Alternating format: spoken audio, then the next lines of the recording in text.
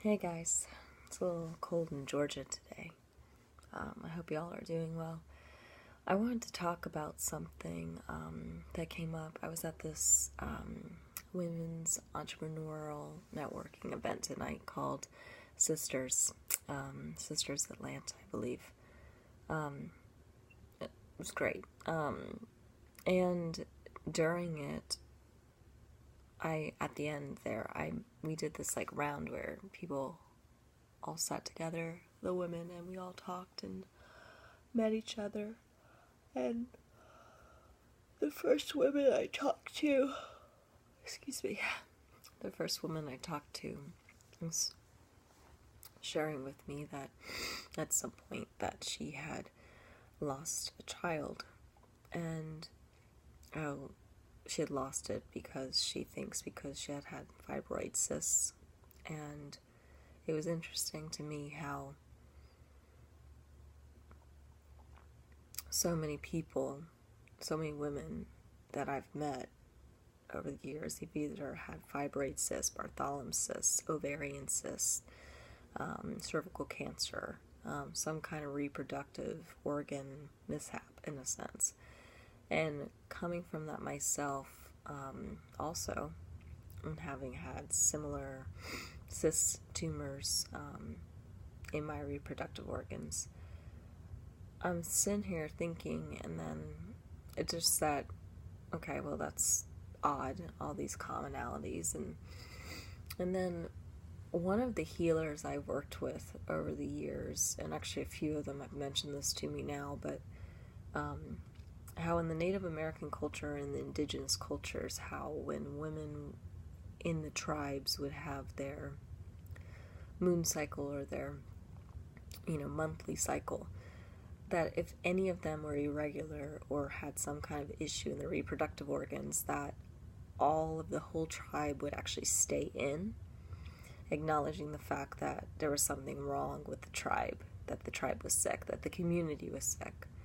And so whether or not this is, a scientific fact or a medical fact, that I'm not a medical doctor, I can't prove anything, but I think it's interesting how so many women and men, but women that I know and or read about or hear about are having so many different issues with their feminine organs.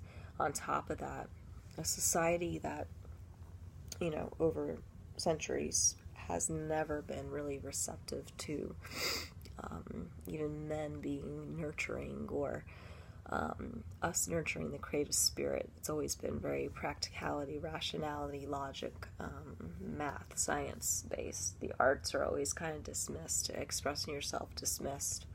The freedom in organicness, the freedom in being who you are and authentic with that. No, don't be that.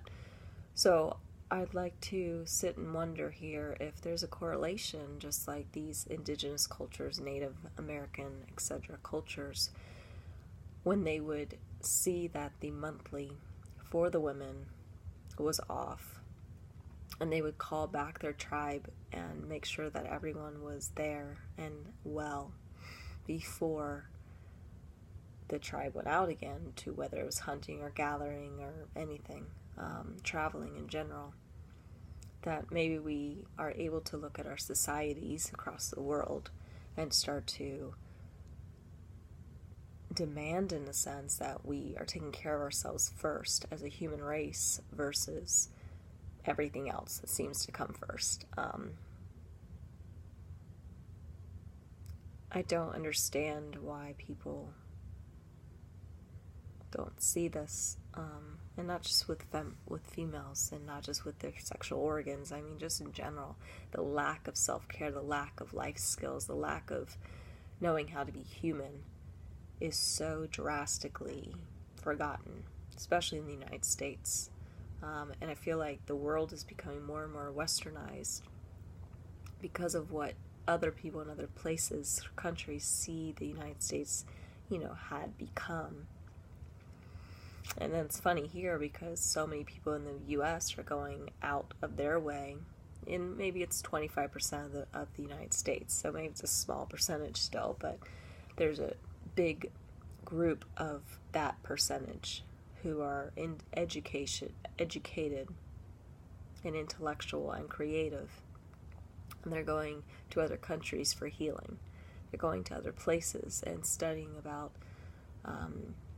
ways to eat better, ayahuasca, different healing ceremonies, different ways to treat your body, vision questing, etc. And yet, there's still 75% probably of the United States, and these are just my own estimates, nothing, no proof to the pudding here, but those other 75% is like not in the know of so many valuable resources that could help them heal, them manifest the life that they want. And I've been noticing that even westernized other countries are the younger generations, probably my age and below, that it's like it's not until something is wrong before anyone thinks to do anything about it. And even when something seems wrong, they take something to try to mask it. And then until something really, really, really is wrong, which normally is too late to really do anything in a very natural way because it's so far gone. So I hope that us as a society can kind of start to wake up to the fact that we're a very sick society. Our world is sick. And if everyone can look at it like, if it is the females, and there are so many people with sicknesses in their reproductive organs, for instance, breast cancer, there's another one. Could we really look at it from a metaphysical standpoint, an indigenous way that's been passed down through centuries of cultures of multiple generations of indigenous cultures that have been here just as long as we have. They just didn't get mixed up and caught up in the whole rat race. And yet they don't have the cancer, and they don't have the female reproductive organ problems. Yes, they might not have food or water in certain cases, or good shelter or clothing, but realistically, they're not having the same issues. So could we look at that and see that there's something to that? I don't know. Thanks for listening. I hope you all have a good day.